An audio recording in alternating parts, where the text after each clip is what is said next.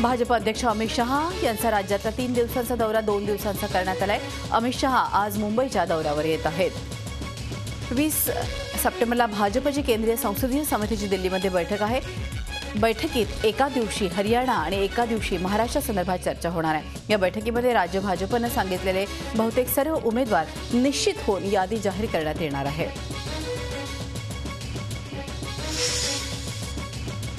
केंद्रीय मंत्री नितीन गडकरी यांच्या दिल्लीतल्या निवासस्थानी राज्यातल्या भाजप नेत्यांच्या बैठकीत जागा वाटपासंदर्भात कोणताही तोडगा निघालेला नाही। त्यामुळे आज पुन्हा भाजप नेत्यांची मुंबईत बैठक घेण्यात येणार आहे। या बैठकीला भाजप अध्यक्ष अमित शहा आणि नितीन गडकरी उपस्थित राहणार आहेत। मतदानाला फक्त 1 महिना राहिला असताना महायुती आणि आघाडीचा जागा वाटपाचा तिढा अद्याप सुटलेला दिसत नाहीये। भाजपने 135 जागांसाठी आक्रमक भूमिका घेतल्यानंतर शिवसेना पक्षप्रमुख उद्धव ठाकरेंनी हा फॉर्म्युला शिवसेनेला मान्य नसल्याचं पत्रकार परिषदेत स्पष्ट केलंय। महायुती असेपर्यंत आपण नकारात्मक बोलणार नसल्याचं सूचक विधान करत त्यांनी महायुती तुटणार नाही हेही स्पष्ट केलंय। महायुतीत जागा विधानसभा निवडणुकीत जास्त जागा मिळाव्यात अशी आठवले यांची मागणी आहे। याबाबत उद्धव ठाकरे आणि रामदास आठवले यांच्यात चर्चा झाली।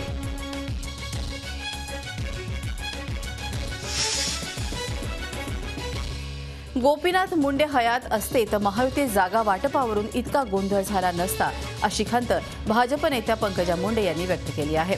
लातूरमध्ये संघर्ष यात्रेचं आगमन झालं त्यावेळी त्या बोलत होत्या। जागा वाटप होण्याआधीच कुणी मुख्यमंत्रीपदाबाबत बोलत असेल तर मी राजकीय अपरिपक्वता म्हणावी लागेल असा उपरोधिक टोला त्यांनी शिवसेना पक्षप्रमुख उद्धव ठाकरे यांना लगावलाय।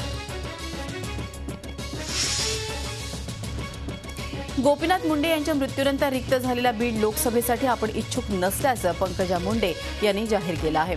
तसंच बीडची लोकसभा ही मुंडे कुटुंबियातच राहावी अशी बीड जिल्ह्यातील भाजप कार्यकर्त्यांची मागणी आहे।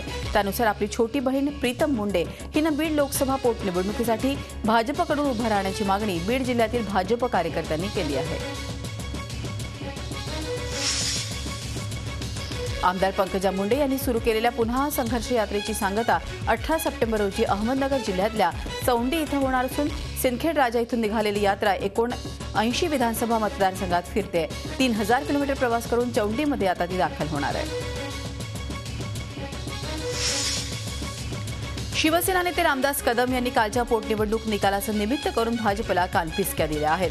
महाराष्ट्रात बाळासाहेबांचीच लाट आहे, हे निकाल बघून भाजपनं जमिनीवर यावं असं आणि एकत्र लढावं असं कदम म्हणाले। उद्धव ठाकरे हेच सांगण्याचा प्रयत्न करत होते अशी पुष्टीही त्यांनी जोडली। काँग्रेसच्या स्क्रीनिंग कमिटीच्या नवी दिल्लीतल्या बैठक संपल्या आहेत। काँग्रेसनं 174 जागांचं स्क्रीनिंग पूर्ण केलंय। मात्र अजूनही राष्ट्रवादीशी जागा वाटपाचा तिढा सुटलेला नाही। त्यामुळे उरलेल्या 114 जागांबाबतची स्क्रीनिंग कमिटीनं चाचपणी केली आहे। 19 किंवा 20 तारखेला काँग्रेस आपली पहिली यादी जाहीर करण्याची शक्यता आहे। विधानसभा निवडणुकीचा रणसंग्राम जोरदार सुरू झालाय। राष्ट्रवादी काँग्रेसनं प्रचाराची पहिली सभा घेत कोल्हापुरात जोरदार शक्तीप्रदर्शन केलं। यावेळी छगन भुजबळ आणि आर पाटलांनी तुफान टोलेबाजी केली तर अजित पवारांचा सिंघम अवतारही पाहायला मिळाला। काँग्रेसनं 2 दिवसांच्या आत चर्चा करावी आणि चर्चा केली नाही तर राष्ट्रवादी स्वबळावर लढणार असल्याचा इशारा राष्ट्रवादीचे प्रदेशाध्यक्ष सुनील तटकरे यांनी दिला आहे। त्याचप्रमाणे विधानसभा निवडणुकीत राष्ट्रवादी नंबर 1 वर राहील असा विश्वासही त्यांनी व्यक्त केला।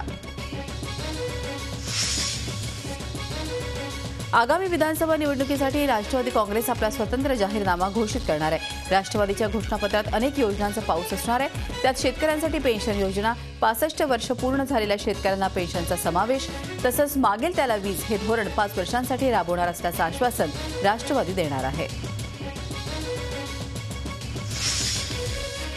अजित पवारांचे निकटवर्तीय मानले जाणारे अमरावती जिल्ह्यातल्या बडनेरा मतदारसंघाचे अपक्ष आमदार रवी राणा यावेळीही अपक्ष निवडणूक लढणार आहेत। अजित पवारांच्या उपस्थितीत राणा राष्ट्रवादी काँग्रेसमध्ये प्रवेश करणार होते, मात्र आयत्या वेळी ते गैरहजर राहिले। लोकसभा निवडणुकीत राष्ट्रवादीकडून लढताना राणा यांच्या पत्नी नवनीत कौर यांचा दारुण पराभव झाला होता।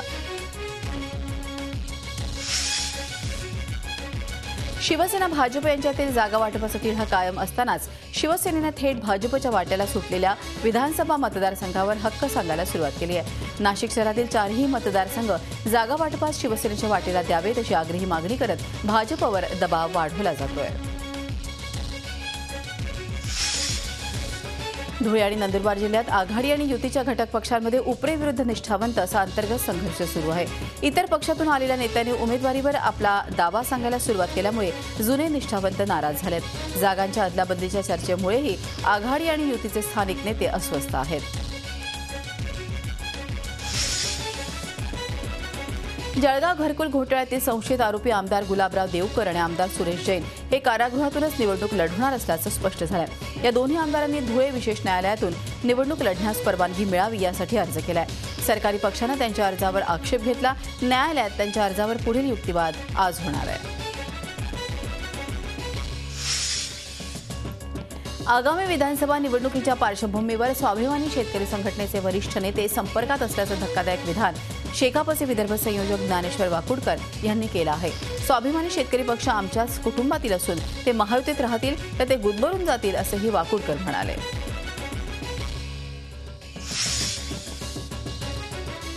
काल जाहीर झालेल्या पोटनिवडणुकीच्या निकालात काँग्रेसनं चांगली कामगिरी केल्यामुळे कार्यकर्त्यांनी नागपुरात जल्लोष केला। पोटनिवडणुकीतल्या विजयामुळे काँग्रेसला नवसंजीवनी मिळाली आहे। नागपुरात पक्षाच्या देवडिया भवन कार्यालयात फटाके फोडत आणि घोषणा देत कार्यकर्त्यांनी जल्लोष केला।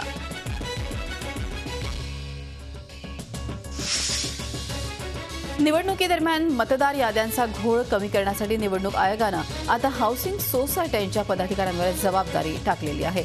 मतदारांच्या स्लिप्स देणं, सोसायटीतले मतदार आणि निवडणूक कार्यालय यांच्यातला समन्वय, नव्या मतदारांची नोंदणी, नावं वगळणं, मतदारांची छाननी आदी कामं सोसायटीच्या पदाधिकाऱ्यांनी करावीत असं आयोगानं सुचवलं आहे। राज्याचे माजी आदिवासी मंत्री आणि नुकतेच भाजपात गेलेले डॉक्टर विजयकुमार गावित यांच्या संपत्ती संदर्भातली सुनावणी पुढे ढकललेली आहे। डॉक्टर गावित यांच्या संपत्तीची खुली चौकशी धुळे लाचलुचपत प्रतिबंधक विभागाकडे सोपवली गेली आहे।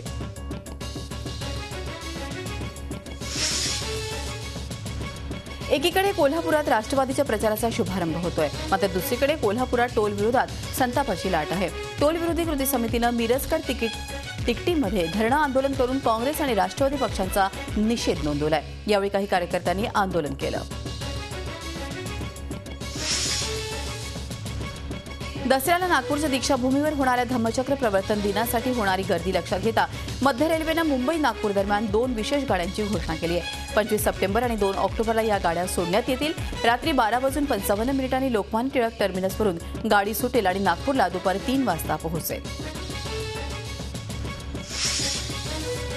16 ऑक्टोबरपासून 12 नोव्हेंबरपर्यंत खास दिवाळीसाठी कोकण रेल्वेची डबल डेकर एसी सुरू राहणार आहे आणि तीही साध्या दरात। गणेशोत्सवात कोकणवासियांसाठी ही गाडी सुरू करण्यात आली होती, मात्र प्रीमियम दरांमुळे कोकणवासियांनी या गाडीकडे पाठ फिरवली।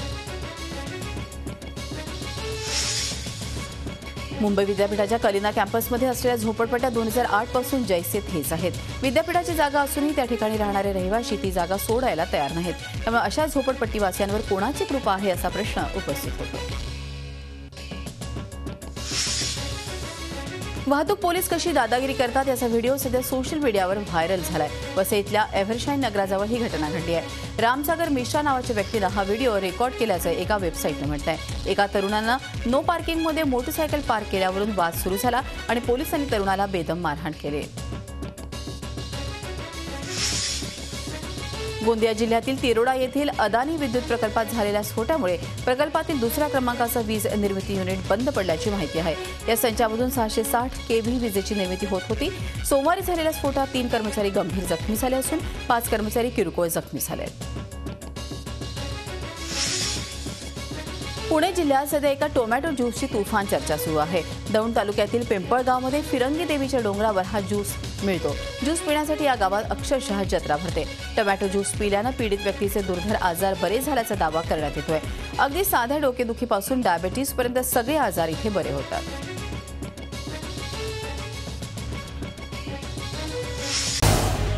झी 24 तास रहा एक पाऊल पुढे।